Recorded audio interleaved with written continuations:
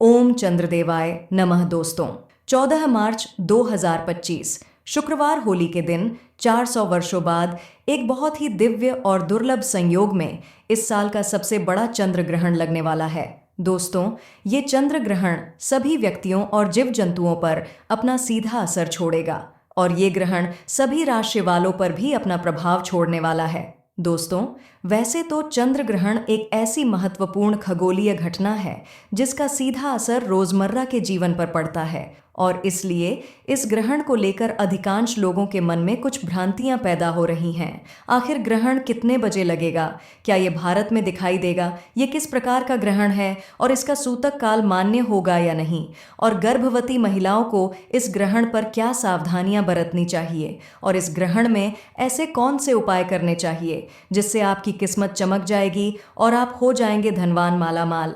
तो दोस्तों, इस बारे में सारी जानकारी लेने के लिए वीडियो को शुरू से लेकर अंत तक जरूर देखें। और अगर आप भी अपने जीवन में भगवान चंद्रदेव की कृपा और आशीर्वाद पाना चाहते हैं तो वीडियो को लाइक करके कमेंट में ओम चंद्रदेवाय नमः लिखना न भूलें। दोस्तों, साल का पहला और बड़ा चंद्र ग्रहण 14 मार्च 2025 शुक्रवार के दिन लगने वाला है। यह कंकड़ाकृति चंद्र ग्रहण होगा। दोस्तों, वैसे देखा जाए तो यह केवल एक खगोलीय घटना है, लेकिन धार्मिक दृष्टिकोण से देखा जाए तो राहु और केतु अपनी निजी शत्रुता को निभाने के लिए चंद्रदेव और चंद्रमा को अपना ग्रास बनाते हैं। उसे चंद्र ग्रहण या फिर चंद्र ग्रहण कहा जाता है। ज्योतिष विज्ञान में चंद्र ग्रहण की घटना को बहुत ही महत्वपूर्ण माना जाता है। दोस्तों, साल 2025 का पहला चंद्र ग्रहण होली के दिन लगने जा रहा है। फाल्गुन माह के शुक्ल पक्ष की पूर्णिमा तिथि यानी कि 14 मार्च दिन शुक्रवार को प्रातः 9:29 से लेकर दोपहर 3:29 तक चलेगा। हालांकि यह चंद्र ग्रहण भारत में दिखाई नहीं देगा, लिहाजा इसका सूतक काल या ग्रहण का कैसा भी प्रभाव मान्य नहीं होगा। दोस्तों, ज्योतिष विद्वानों की माने तो वैश्विक घटना का काम ज्यादा प्रभाव पृथ्वी पर स्थित हर जीव जंतु पर, वनस्पतियों पर जरूर पड़ता है। संपूर्ण पृथ्वी वासियों के लिए चंद्र देवता केवल एक ही हैं। इसलिए अगर भारत को छोड़कर अन्य स्थान पर भी ग्रहण लगता है तो इसका प्रभाव सारी मानव जाति पर जरूर पड़ेगा। भारत के लोगों पर भी जरूर पड़ेगा, आपकी राशियों पर पड़ेगा।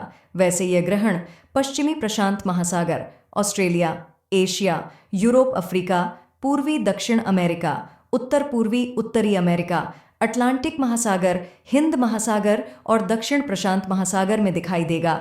और भारत में भी चंद्र ग्रहण दिल्ली, गुवाहाटी, उदयपुर, उज्जैन, बड़ोदरा, वाराणसी, प्रयागराज, चेन्नई, हरिद्वार, द्वारका, मथुरा, हिसार, बरेली, कानपुर, आगरा, रेवाड़ी, अजमेर, अहमदाबाद, अमृतसर, बेंगलुरु, भोपाल, भुवनेश्वर, चंडीगढ़, देहरादून, लुधियाना, जयपुर, जम्मू, कोल्हापुर, कोलकाता और लखनऊ, मदुरई, मुंबई, नागपुर, पटना, रायपुर, राजकोट, रांची, शिमला, सिलचर समेत कई शहरों में नजर आएगा। दोस्तों, चंद्र ग्रहण में सूतक काल 9 घंटे पहले लग जाता है और सूतक काल को अशुभ समय माना जाता है। इसमें कोई भी मांगलिक या शुभ कार्य नहीं करने चाहिए। सूतक काल के दौरान बच्चे, बुजुर्ग, बीमार व्यक्ति आदि लोगों को छोड़कर बाकी लोगों को भोजन नहीं करना चाहिए। ग्रहण समापन के कुछ समय बाद ही सूतक काल समाप्त हो जाता है, तो सूतक के समय में कुछ कार्यों को करना या ना करना, इसके कुछ नियम निर्धारित किए गए हैं। इस समय शुभ कार्यों को नहीं करना चाहिए। आइए दोस्तों, अब जानते हैं कि ग्रहण के समय क्या नहीं करना चाहिए। इसे गौर से सुनिएगा, क्योंकि ग्रहण के समय अगर आप कुछ ऐसे कार्य करते हैं तो आपको सारी जिंदगी पछताना पड़ सकता है, आपकी उन्नति में बाधा आ सकती है। और ग्रहण के बाद कुछ ऐसे कार्य हैं जिन्हें अवश्य करना चाहिए, जिससे हमारी प्रगति बहुत ही तेजी से होती है। घोड़े की रफ्तार से हम दिन दुगनी रात चौगुनी तरक्की करते जाते हैं। पहले जानते हैं कि चंद्र ग्रहण के समय क्या ना करें। ज्योतिष शास्त्र के अनुसार ग्रहण में चंद्र के ऊपर राहु का प्रभाव बढ़ जाने से चंद्र ग्रसित हो जाता है।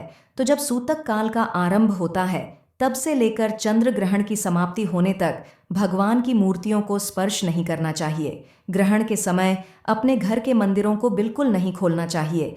आप मंत्र जाप आदि कर सकते हैं, लेकिन अगर ग्रहण के समय घर का मंदिर खोलते हैं तो आपके घर से सुख समृद्धि चली जाएगी।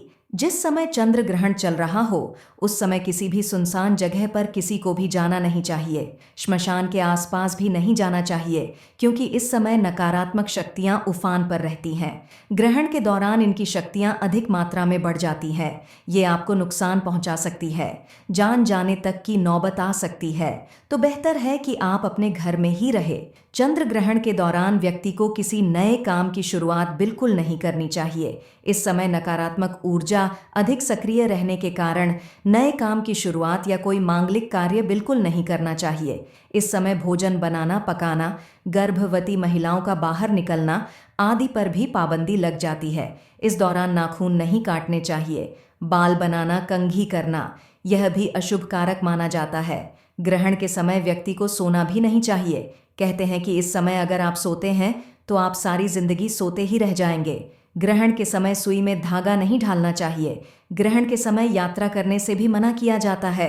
ग्रहण के समय स्त्री पुरुष को शारीरिक संबंध नहीं बनाने चाहिए। कहा जाता है कि जो व्यक्ति ग्रहण के समय शारीरिक संबंध बनाता है उसे व्यक्ति को नरक की यातना झेलनी पड़ती है। ऐसा व्यक्ति अगले जन्म में पशु योनि में जन्म लेता है। तो आपको सावधान रहना है, सतर्क हो जाना है। वीडियो को पूरा देखेंगे तो सारी महत्वपूर्ण बातों को आप जान पाएंगे, क्योंकि ग्रहण के समय अगर आप कुछ ऐसे कार्य करते हैं तो हमें कभी भी प्रगति नहीं मिल पाती, हम आगे नहीं बढ़ पाते। और भी कुछ ऐसे कार्य हैं जिनको ग्रहण के समय करने की मनाही है। कहा जाता है कि जो व्यक्ति ग्रहण के समय भोजन करता है उसे अधोगति प्राप्त होती है। जो व्यक्ति ग्रहण के समय सोता है उस व्यक्ति की रोग प्रतिरोधक क्षमता घट जाती है।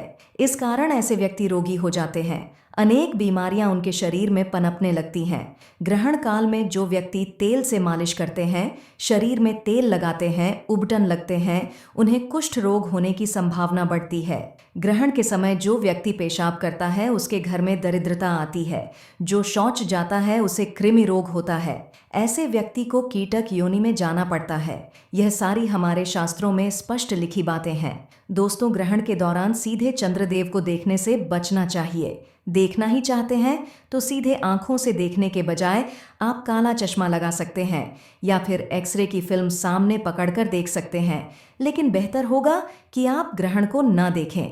अब जानते हैं ग्रहण के बाद क्या करें जिससे हमारी उन्नति हो, हम धनवान बने, गुणवान बने, हमारे जीवन में ज़्यादा से ज़्यादा बरकत आए। तो अभी तक कमेंट बॉक्स में ओम नमः शिवाय नहीं लिखा है तो ज़रूर लिख दे, क्योंकि दोस्तों बाबा भोले भंडारी ही एक ऐसे हैं जो कलयुग में साक्षात जीवित मात्र है। वही ग्रहण के कुप्रभाव को दूर करेंगे और हमारे जीवन को सुखमय बना देंगे। दोस्तों, ग्रहण के बाद स्नान जरूर करना चाहिए। शुभ पवित्र नदी जैसे गंगा, यमुना, गोदावरी, जिन्हें पवित्र नदियां कहा गया है, उनमें स्नान जरूर करना चाहिए। संभव न हो तो आप अपने घर में गंगा जल की 4 से 5 बूंदें नहाने के पानी में डालकर स्नान कर सकते हैं। इससे भी आपको पवित्र नदी में स्नान करने के समान ही पूर्ण फल की प्राप्ति होगी। ग्रहण समाप्ति के बाद आप घर में ताज़ा भोजन बनाएं और ऐसा ताज़ा भोजन ही ग्रहण करें। उससे पहले ग्रहण के बाद दान पुण्य जरूर करना चाहिए। ऐसे दान से मिलने वाला पुण्य अक्षत माना जाता है, न समाप्त होने वाला पुण्य मिल जाता है। ऐसे दानी व्यक्ति कभी भी जीवन में निर्धन नहीं होते। जरूरी नहीं है कि हजारों लाखों रुपए का दान करें। जो भी आपसे बन पड़े, चाहे आप 1 भी रुपया किसी को दान में दें, लेकिन दान जरूर करें। और ग्रहण के बाद पितरों के नियमित पीपल के नीचे दीपक जरूर जला दें। तिल का दान करें।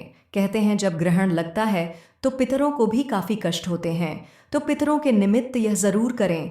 ग्रहण के बाद मंदिरों की साफ सफाई ज़रूर करें।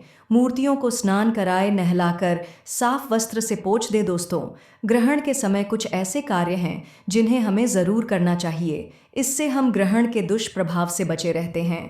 ग्रहण के समय जो व्यक्ति हनुमान चालीसा का पाठ करते हैं, बजरंग बाण का पाठ करते हैं, शिवजी के महामृत्युंजय मंत्र का जाप करते हैं, तो ऐसे व्यक्ति के ऊपर हनुमान जी महाराज की हमेशा कृपा बनी रहती है। भगवान शंकर जी की कृपा बनी रहती है। अगर आप हनुमान चालीसा का पाठ करते हैं तो क्रूर ग्रह राहु केतु जो ग्रहण लगाते हैं वह आपका बाल भी बांका नहीं कर पाए।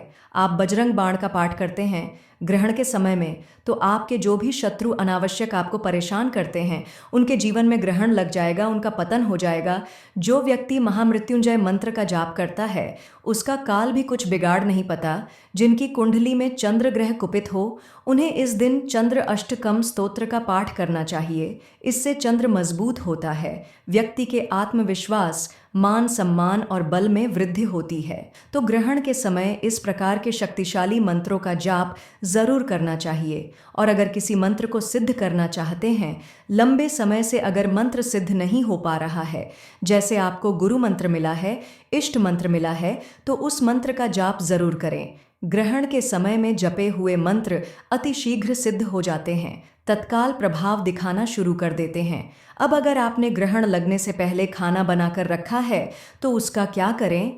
तो कुछ तुलसी के पत्ते पहले ही तोड़कर रखें, या गिरे हुए पत्ते भी आप इस्तेमाल कर सकते हैं। तो ऐसे खाने में 4 से 5 तुलसी के पत्ते ग्रहण से पहले ढालकर रखें। ऐसा भोजन दूषित नहीं माना जाता। थोड़ा सा गंगा जल छिड़क दें, फिर उस भोजन को आप खा सकते हैं, या फिर ऐसे भोजन को नदी में विसर्जित कर दें या किसी पशु को खिला सकते हैं। इसे पाप नहीं माना जाता। तो दोस्तों, उम्मीद करते हैं आज के वीडियो से आपको लाभ अवश्य होगा। अगर वीडियो आपको अच्छी लगी हो तो लाइक कर दीजिए और ज़्यादा से ज़्यादा इस वीडियो को अपने फैमिली फ्रेंड के साथ शेयर कीजिए। चैनल को सब्सक्राइब कर लीजिएगा, बेल बटन को प्रेस कर लीजिए। इससे ये होगा कि इस तरह की सभी वीडियोस की नोटिफिकेशन आपको सबसे पहले मिलेगी।